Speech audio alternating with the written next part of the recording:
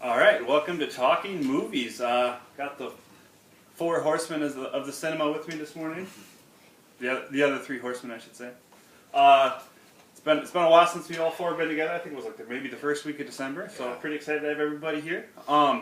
Let's go around the room. Blake, what'd you see last? I watched The Master by Paul Anderson. I think we talked about it before in the show when Luke saw it first.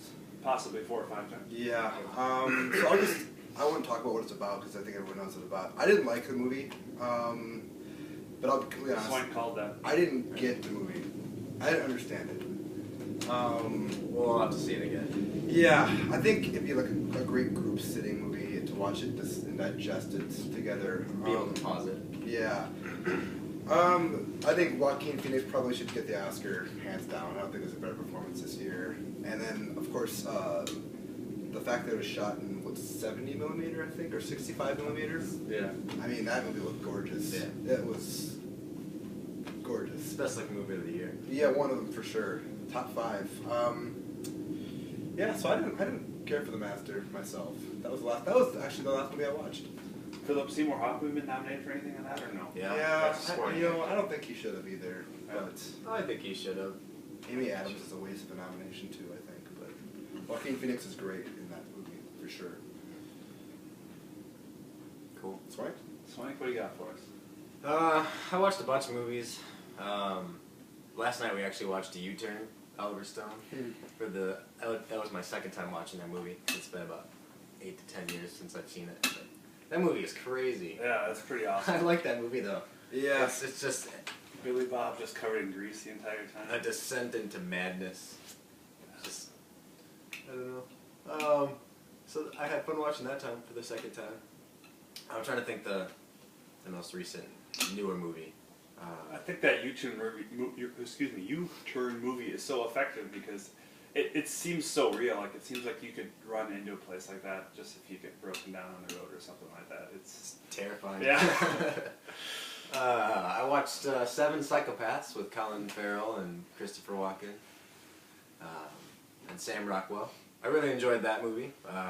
Blake disagrees with me on this, but it's very, very self-aware. It knows that it's a movie. I mean, No, I agree with you. It's self-aware. No, you disagree that I didn't think it was too self-aware. No, excuse me. I thought it was too self-aware, but I thought it worked. I thought it worked to a point. Because, I mean, the guy, Colin Farrell's a screenwriter. He's writing a script called The Seven Psychopaths. So, I mean, you're going to run into that wink, wink, nod, nod stuff. But I thought it was done really well. And do they do like the offshoot documentary stuff, like The Office, or no, nothing like that. No. I think what it comes down to is you're watching the movie for the screenplay he's writing. Basically, yeah. I mean, that's not a choice. While he's writing it. It's really funny. I would definitely recommend it. Yeah, Seven Psychopaths. I like how violent it was. It is pretty Very, violent. very violent movie. Luke, what'd you see? The last movie I saw was Muriel's Wedding from mid-90s Australia with Toni Collette and Rachel Graffins from 6 Feet Under. Just a nice, kooky, I don't know, Australians always seem so kooky to a certain degree.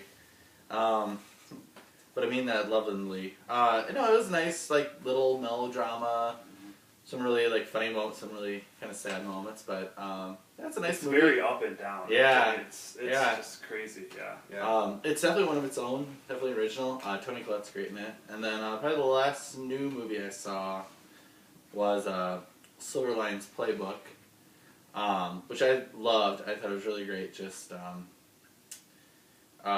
lot of energy, a lot of electricity. Funny, but like to a serious point. Almost to the point of over the top, but never quite getting there. But really great performances and almost kind of a good little companion piece to Russell's other movie, I Heart Hucklebees. Not as metaphysical or unique, I should say, but a lot more reality based. But definitely kind of people just kind of going through their own. No sex in the woods? No, Okay. no, Isabel.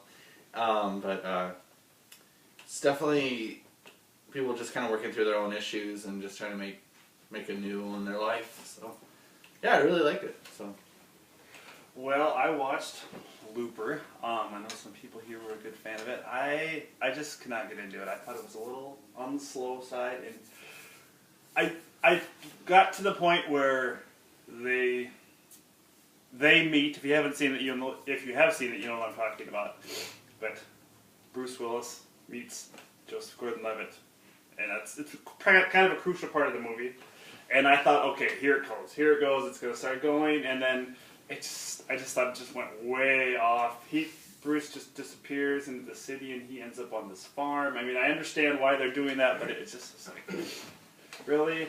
And then, of course, Joseph Gordon-Levitt hooks up with Emily Blunt. I was like, come on, that was too obvious. Sometimes I like it when a movie takes an obvious turn, but I just, not a fan of it. Still going to give it a C+, because I thought it was very imaginative, and I probably would consider watching it again, because I don't think I'd fully grasped the idea of it. But yeah, I mean, it was a very imaginative movie. I think it was kind of a, I'm not sure the word I'm searching for here, but just a really out there. I think it was a very, I can't think of the word, but anyway. It played better the second time for me, only because I knew what was coming. Like that first time, just when the whole last act is on the farm, I was just kind of like, oh, I didn't really see this coming at all.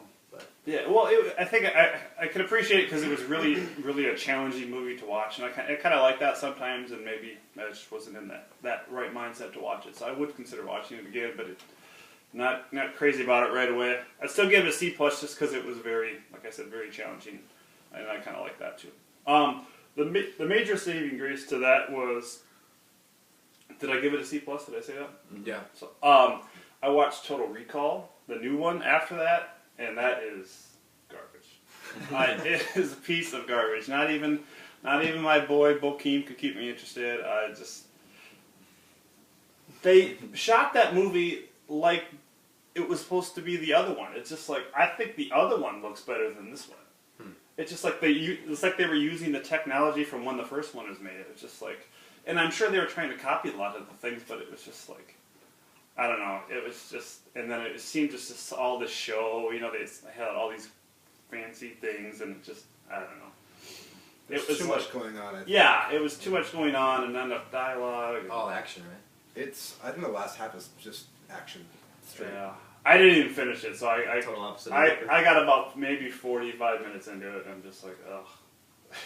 So I don't know if the action really took over, but I was just 2 sci-fi movies in one night. 2 sci-fi. Well, actually, yeah, I guess it was one. I finished The Looper, and then I watched that afterwards. Staying on that theme, not to take over here, but I also watched Taken 2. C-. I was very disappointed in it. It's not. It still had some interesting things, but it just seemed to like. There was no. I'm gonna change my mind. I'm gonna give it a D+. There was just no thought involved in that. I mean, if you've seen the first one I would probably give like a B. It was awesome for what it was, and it was just boom and to the point. But the movie starts. He is supposed to be retired, but he's going to work in Turkey, which surprise, surprise, is right by where these people live that he killed all their family members. And then he decides to bring his daughter and wife with him. And his daughter was the one that was kidnapped in the first one, and of course she's completely fine. She has no PTSD whatsoever. She's throwing grenades all around the city, and it's just extremely disappointed. I feel like a cash grab, honestly. Oh yeah, I'm sure it was, and I'm sure I have no qualms with Liam Neeson at all. I mean, he's just making a buck. I really enjoy most of his stuff, but yeah, it was a typical movie that it's a movie sequel saying that sequels shouldn't be made. I know I didn't say that very well, but that's how flustered I was. I'm not even speaking. Watch The Gray if you want a good Liam Neeson action movie. I've seen that. Not crazy about it, but jeez, it was all right. Love. Taken 1, man. Taken 1. Anyway.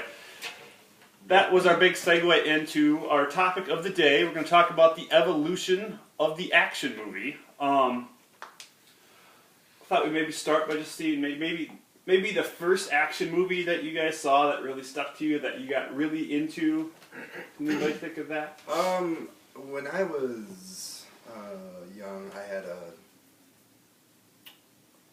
love affair, I don't know what you'd call it, with Arnold Schwarzenegger. I think anyone in my grew up with, you know, a lot of his, you know, he was the big hero with the big muscles and everything. Terminator 2 is the one that I gravitated towards early on, and I mean, it's still one of my favorite movies. I think everything holds up, the special effects, the action sequences still are top notch. It's got a lot of thought behind it too, I think, with the ideas of technology taking over. Kind of predated everything that's happened now. Well, not to the extent of robots taking over, but... Yeah. It is one of the greatest action movies ever made. Yes. And it will, I think, stand the test of time as being That was the one movie that I saw when I was young, that really made me fall in love with action movies. It was like 9 or 10 when I first saw it. Well, and I feel like sometimes it's one of those first movies that you see, you know, I wouldn't necessarily call it an action movie, but an adventure movie. Not to get off subject, but like I remember watching Indiana Jones Temple of the Doom for the first time, and I was not old enough to be watching it, which made it cool anyway, but you know, it starts so like James Bond-ish with the escape from the plane and then the slide down the mountain and stuff, and it's something like that just enthralls you. When you see that on screen for the first time, you can see what movies can do, and that's kind of makes you excited to watch more things, more movies like that. So I don't want to get off on the action side though, or adventure. Oh, side. you could talk about the Indiana Jones movies as great action movies from the 80s, but I would say the first Die Hard. I feel like I saw that on USA or something like that. So I wasn't able to grasp everything, but I was really young and it was just on TV. That movie is one of my favorite action movies by far as well. Like that's the movie that made me. It made my head spin, and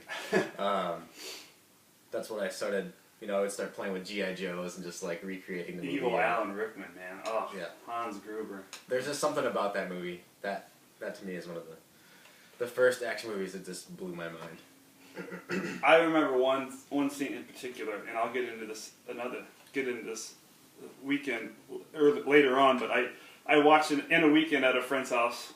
Again, too young to be watching these movies. I watched Die Hard 1 and then RoboCop for the first time, and I was just absolutely floored. But that scene in Die Hard 1 when he takes the chair, the computer, and the plastic explosives and sends it down the elevator shaft, I was just like, oh my gosh, movies are never going to be the same from now on. That was awesome, you know, because the fireball shoots up. And sorry if you haven't seen it. If you haven't seen it, that's your own fault. Spoiler. And if you haven't seen it, see it. I mean, you don't have to see it as a kid to enjoy it. It's still, if you're 35 and watching it for the first time, I feel like those older action movies, you're still going to just go, wow, these are really good. And Reginald Vell Johnson from Family Matters is the cop in it. Yeah. You mean Reginald Vell Johnson from Die Hard. Luke, first action movie? Last Action Hero with Arnold Schwarzenegger. No, I do kind of enjoy. I don't know if I could watch it now, but I enjoyed it at the time because I thought it was a good Soundtrack? Oh. No, it was a good. I bought the soundtrack actually. I thought it was a really good, like, almost spoof of action movies. Sure. Speaking of Hollywood at the time. Yeah, it's very self-aware movie. There's even a cartoon cat in it, so. But no, I would say the one that probably got me when I was younger. My brother and my dad would always watch all these action movies, and I didn't like them at the time. But yeah, like I remember seeing Die Hard in USA and thought it was great, and then Terminator 2 I thought was just incredible. Even though the dream sequence gave me nightmares, so I was pretty young when I saw it. But I would say Long Kiss Goodnight was probably the real first like adult like action movie I really just loved from top to bottom, and Demolition Man. But that's really 90s now. But yeah, Long Kiss Goodnight is a great one. Gina Davis, Samuel L. Jackson, just Rennie Harlan when he was making decent movies. Yeah, right before his fall, right before he lost all that money with the Pirates movie. Yeah, it's just a really good, just 90s action, just Mistaken Identity, really good twist. I think Shane Black wrote it, who wrote Lethal Weapon, and Kiss Kiss Bang Bang, which is another great movie. But I need to rewatch a bunch of these classics. I was talking with Ben the other day. I need to rewatch RoboCop and Die Hard and Lethal Weapon, because I've never seen the first Lethal Weapon. First Lethal Weapon is mine. So, no hate mail, please. And then another cool thing is watching those movies on USA, and then a couple years later actually watching the Uncut. Yeah, the uncut version. And then realize like, it's like a whole different movie. it is, but you enjoy just the same. Mm-hmm. Yeah. I have knocked people if you haven't watched Die Hard, but I have not even seen the entire movie of Terminator 2. I'm sure I've seen parts of it, but I have not seen the whole thing. So I promise to do that. Can't tell you when, but I will. RoboCop. Yeah, since we were talking about Die Hard, RoboCop was probably the first really good action movie that I got into. And Yeah. that was kind of the futuristic thing, and what kid doesn't like robots? I mean, come on. Transformers. There's one scene in particular that always stuck with me from that movie. Actually, a couple of them, where the guy has that vat of acid spilled on him and his skin just starts falling off. I thought that was pretty cool. Again, too young to be watching it. And then there's a scene late in the movie where RoboCop is saving the day, and this guy has this girl in front of him like as a shield, and he scrolls down and shoots through her skirt and shoots the guy in the crotch. And as a kid who doesn't like robots and who doesn't like getting hit, other people get hit in the crotch. I mean, come on, even if it's a bullet or whatever. And it's nice when an action movie has kind of that humor to it too. It's a very funny movie. Yeah, it's a great movie. They are remaking it, which scares me a little bit, but It's whatever. gonna be I'll still watch it. It's gonna be awful. It's gonna be worse than Total Recall. Maybe that's our segue into the real evolution of Yeah. the movies. Just The remakes. the remakes and the sequels, and how you can't help but notice that the quality just is not there anymore. Well, speaking of Indiana Jones 4, sure. Die Hard 4, Die Hard 5, which I'll probably see still, but To come at you with that theory, I think one in particular series that has gotten better over the years, and it's kind of had its down moments too. I think it started out really good and gone down and kind of come back up again, at least from what I hear, is the Bond movies, which are really, maybe arguably, really the first action movies that ever came out. I mean, I know those Bond movies are certainly limited in what they could do in terms of action since they started in the 60s, but really, I mean, don't you think right now they're probably in a pretty good place in terms of movies? They have Yeah. Skyfall's one of my favorites last year. yeah. And with, the Pierce Brosnan era, I feel like they started strong, but then they just GoldenEye. Yeah, bang. the first one was good with Pierce Brosnan, was like GoldenEye, and then Tomorrow Never Dies is the Tomorrow second. Never Dies. It was Actually okay, really good. but still, it wasn't as good as GoldenEye, and then the next one wasn't as good as the other two, and then... Well, I think with action movies now, you can look back to the 80s when they kind of really started becoming prevalent and blockbusters and stuff, is that you kind of had a story at least. Even the thinnest story is always like a story of revenge, or now it's just pure action, pure music and noise, and shaky camera, and CGI. I don't know. To me, it just seems like action movies are more insulted now. Yeah. In my opinion. I think action movies nowadays have too much story. Too much story? Yeah, I think there's just too much going on. Like, there's too many plot twists. I mean, like, take Bad Boys 2. It's a long. It's like 5 hours long. Yeah. Not literally, but there's so much going on there when they probably could have cut out, I mean, a good 45 minutes of it. That's just one example, but I think I think some of the best movies, some of the best action movies, they have almost no story. I remember one time I made Ben sit down and watch The Road Warrior, and I mean, Mel Gibson probably says 50 lines that entire movie. I mean, it's basically like get the people out, save the oil, that's it, and then everything else is murder and mayhem. I think movies have become like too much story, for me, for my taste. I think action movies nowadays, there's too much action. Not that there's necessarily too much action in the movie, it's just when the action starts, it's like a 15, 20-minute fight. It's just like, come on. Even like in that Looper movie where there's that guy who's supposed to be hunting Joseph Gordon-Levitt down, he's just shooting down. You can't tell me an assassin can't hit his target. You know what I mean? I just think it depends on how much invested you are in like the characters, Yeah. or else how well it's done. Like I don't know if you've seen The Raid, but I mean that movie is wall to wall violence, and it's at least interesting in some parts. So I think it just depends. Yeah, that's a good one. Yeah, maybe just. But I agree with you. There's too much CGI in action movies. There's too much flashy editing. Mm-hmm. I think the Bourne movies have kind of ruined action movies Oh for me. yeah, those are. Even though I do have He's one, just running. even though I do have one of them on my Uh, my favorite lists of the past decade, but Not the third one, right? the Bourne Ultimatum I think is the best one. The third one I run, He's yeah. just running around the entire time. I think that's the best, but I mean when you originally sent me the thing about the evolution of action movies, I actually like sat down and went through like each decade, and like I felt like the 70s, you know, like this is gonna sound really really bad, but like guys had hairy chests, you know, Yeah. no abs, you know, they kind of they're like the everyday guy who just got mustaches. Don Baker. mustaches, Don like Baker was Charles like that. Bronson like did like the Messenger of Death and 10 to Midnight and. Have you actually seen 10 to Midnight? Yes. That is one of my favorite Bronson movies ever. I mean, believe Mr. Favorite Mr. movies ever, right? Mr. Majestic. Yeah. I mean, he was basically the every. That's the He one was with a melons? watermelon farmer. Yeah.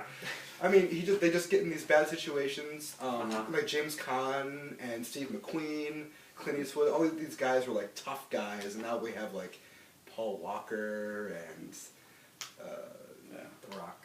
The Rock, he's a big guy, but I just like how it's like these everyday guys, and the action isn't overblown. It's very, very meticulously well done. Steve McQueen was a pretty handsome man. Yeah. Well, ruggedly handsome. Yes, yes.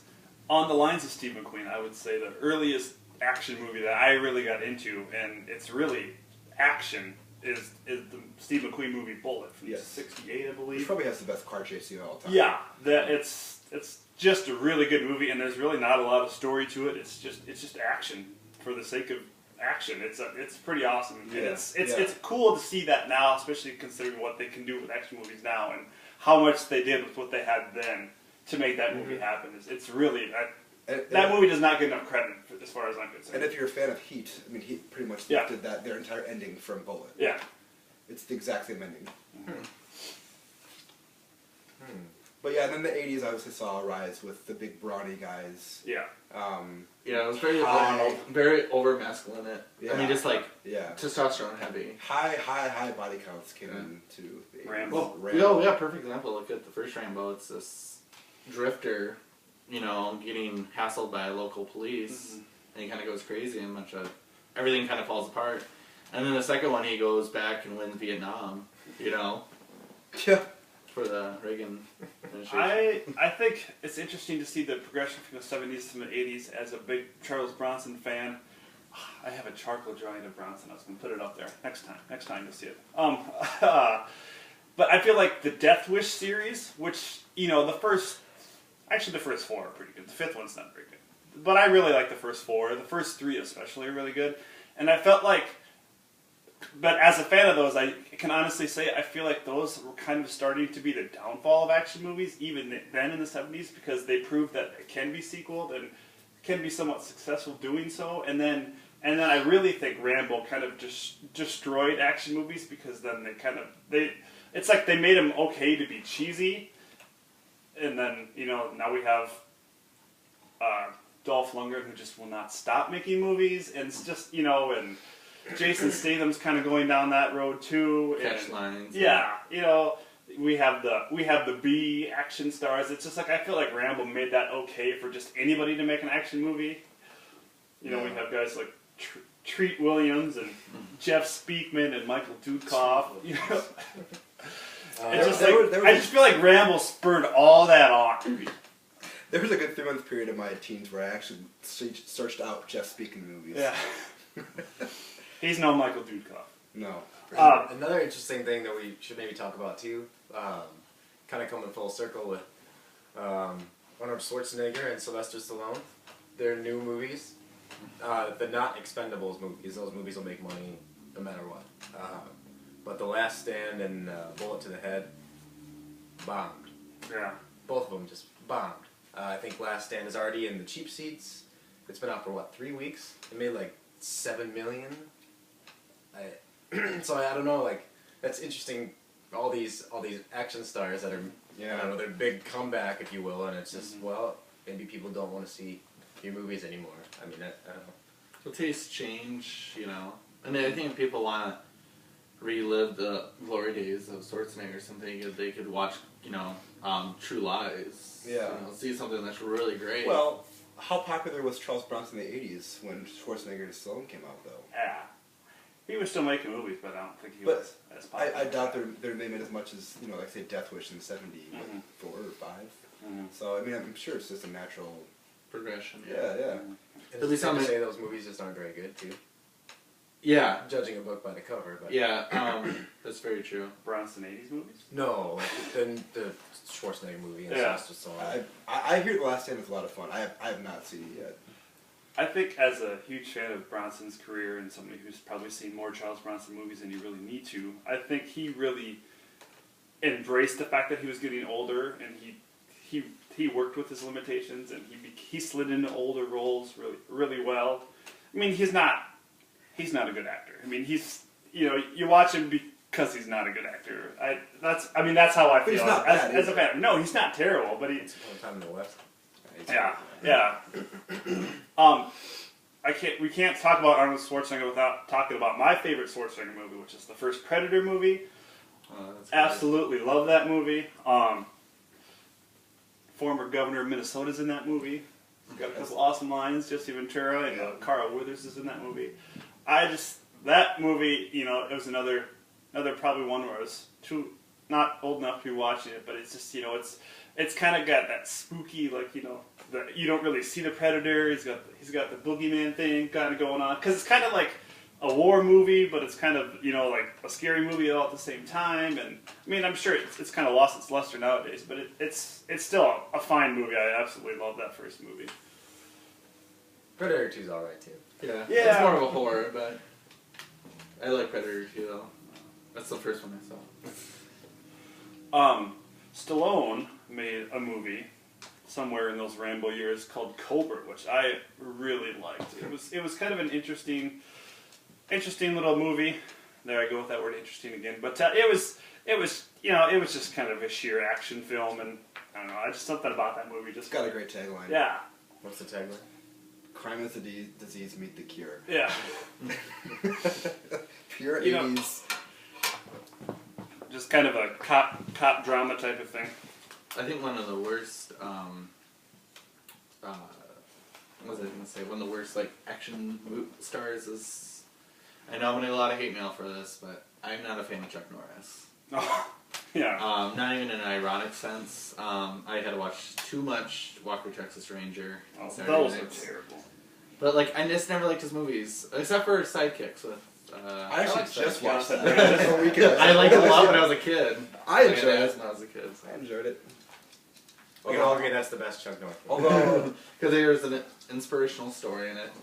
I kept watching it, and like, you know, like it's about this teenager who has asthma and dreams about kicking butt next to Chuck Norris. And there's all these scenes where like he's 14 and he's shooting machine guns and killing people. That's kind of like, oh, it just doesn't feel right anymore. I still enjoyed it for what it was, but I'm not a huge fan of Chuck Norris either. I do enjoy it. I think more movies than you do. I like a lot of his 80s movies, you know, like The Hero and The Terror, and I think he would call like The Fury or something. Yeah, he wouldn't be my first choice action star. Yeah. But I did grow up Invasion USA, where he fights the Cuban commies that invade the United States and have taken over. I really like that one, but yeah, I'm not a fan. I of do it. like the Missing in Action series. I think those Yeah. are okay. Again, maybe too many. One of my favorite action stars that I don't think anyone would ever mention is Chow Yun-fat from Hong Kong, who kind of got to start with John Woo in the 80s. I never saw those two John Woo movies. They were like supposed to be really great. Like The Killer from the 80s is a lot of action fans, like die-hard action fans, say it's one of the best ones you're ever going to see. I like it. I think it's good. I think Hard Boiled is even better than that. yeah, I think Martin Scorsese says it's the best action scene you'll ever see. Hard Boiled, yeah. I mean, He says like there's nothing can top it. That's all he I says. don't know. It's not only is it really good, it's technically well made. I mean, there's one like 10-minute shot. Well, maybe not 10 minutes. Maybe it's like 5 minutes. But like they go from room to room with stuff exploding, and there's no cuts. And I mean, I don't know how they did it. But I mean, Hard Boiled. I don't think you action fans will be disappointed. The last half hour is one long shootout in a hospital that just does not end. And there's like babies involved and nurses getting shot, doctors getting shot. I mean, it's insanity. And from what I understand is like everyone knew John Woo was leaving Hong Kong, going to the U.S. to make movies, and ultimately failing, I think. But he's like, I'm gonna go out with a bang. So he made Hard Boiled, which is literally one big bang. So I wanted to pimp those two movies out for people that have not seen them because I always wanted to, they're but excellent movies. Yeah. Another Stallone movie that I really liked was Tango and Cash. It has its one of my favorite it has its foobar We tag. should have a special show where Nick comes on and talks about Tango and Cash and A lot of good memories. Kurt about Russell. that. That could be our segue into Kurt Russell, actually. Oh, Man, man. That's almost like another half an hour. Yeah. I don't know about Kurt Russell, but anyway. The only one that we could go on and on about these. We've really peeled back the layer on the 80s. What do you think about 90s or early 2000s? My favorite action movie from the 90s? One of them would have to be Speed. Yeah, that's I a love that great movie one. so much. Yeah, When I we're have Speed down too. I love Speed. just, Simple. original idea. Yeah, simple idea, but it's very original, I feel. It's very effective. Good bad guy. Good Yeah, movie. yeah. I think you got a That's good bad guy for action movies. And Otherwise- Keanu Reeves is a pretty decent action star, too, Yeah. when he has to be. Yeah. Speaking of Keanu Reeves, I have the Matrix down for the 90s. Would that be another one? Oh yeah, I think Matrix. Oh, that's almost like sci-fi. action. It's Yeah. a lot of. We can put it in there. Yeah. I To me, mean, the I think the Matrix is first probably most Matrix. influential. The first Matrix. Yeah, I was only the first Matrix. The other two are terrible. They're Speed 2 to Speed 1. There's a little movie. I don't know if you want to quite call it an action movie, but it's called Breakdown with Kurt Russell. And I mean, kind of gets actiony towards the end, but it's like his wife gets abducted by these truckers, and it's really good. It's a nice like little like thriller. I really recommend that one. Yeah, Kurt. I don't know. I never seen. We're not gonna get in the '80s, but I never seen Escape from New York. But I don't know if they're considered sci-fi or I'd apocalypse say or it's an action movie. You should check that one out, too. Yeah. If you enjoy it. Well, and I think action movies kind of get a bad rep because they're so often sequeled. They're probably sequeled. I mean, they're probably not as badly sequeled as horror films, but they're probably right close second in terms of if one does really good, you know they're going to make at least two more. Yeah. You know, like I mean, I know we briefly mentioned it earlier, but I think Die Hard 2 is probably I cannot stand that movie. It's the exact same movie, just in an airport instead of a building. I actually think Die Hard 2 is as good, if not better, than the first one. And Uh, I know I'll be alone on that. yeah, one, which I I'm like. fine with. I mean, I like the action in it, but I just think it's just there wasn't a lot of thought. They're like, oh, we'll just change this to this and this, and that's just, you know what I mean? It's just like Well, they changed the scene. They threw in a couple lines though where he's just like, man, how could the same shit happen to the same guy Yeah, twice? And yeah. stuff like that, which makes it kind of funny, and it's just kind of. or the famous Lethal Weapon. I'm too old. You know, I made there you I go. made a list of movies from the '90s, and it's funny. Like, I think only like 3 of them have sequels. Has anyone seen The Hunted with Christopher Lambert? Where he's an American over in Tokyo, and he gets hunted by ninjas and assassins. Oh my god! Really, really worth checking out. Really underrated movie. Ronin is another one. It's a great action movie. That has not been. Is that De Niro? Yeah. Yeah. Leon, the Professional. Oh, that's a great yes, one. of course. That's I was a in phenomenal Breakdown, movie. Yeah. The Fugitive got sequel, but it's still. Yeah. That's a great Oh, movie. the first. Yeah, that's a great movie. Yeah. Yeah, I can't believe I forgot that one. Yeah. Under Siege got sequeled, but that was a good sequel, I felt. The I kind of first like Under Siege Siege. too, better than others. I think I do too, but I do really enjoy Under Siege. Point Break is another great action movie from the '90s, directed by a woman, no less. The Rock. Oh, that's a good one. Oh, that's a good one. It's Michael Bay's crown jewel. I would agree. That Armageddon. I won't, but it's a good movie. Yeah, sorry. I got to thinking about how awesome Ed Harris is in The Rock. Yeah. Yeah. Any other thoughts? What about action? What's a good action movie that we've seen in the last couple of years? We already mentioned Skyfall. Besides Taken 1. The Raid. I'd recommend The Raid. Yeah. Is that officially called The Raid Redemption? I guess. Okay, For American Yeah. audiences, it is. Sure. Hot Fuzz. I like that one. It's just a cheeky. I really loved 13 Assassins by, is it Takeshi Kitano, I think? I don't know if anyone has seen it. It's on Netflix. Basically, this emperor in medieval Japan is just basically savaging villages. And have you seen it, Ben? Did you watch it? He's savaging villages, and they basically hire these 13 ninjas to take on this evil lord and his I think he's like 300 like bodyguards, and basically the last hour of the movie, literally the last hour of the movie, is one gigantic sword fight between these 13 assassins versus 200 or 300 of these bodyguards, and I mean the blood flows. Let me tell you what. I highly recommend it. Grab some popcorn and beer and sit down and, man, just enjoy if you're an action fan.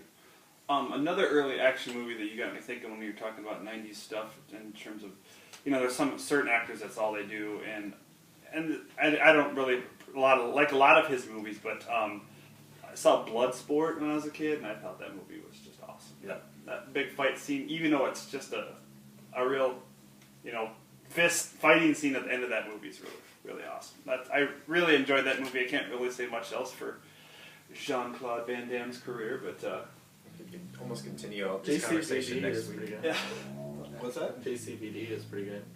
Yeah, it's alright. That one's just an action movie. I don't know what kind of movie that Yeah, is. it's hard to Documentary. categorize. It's almost Kaufman-esque. It's really self-aware, actually.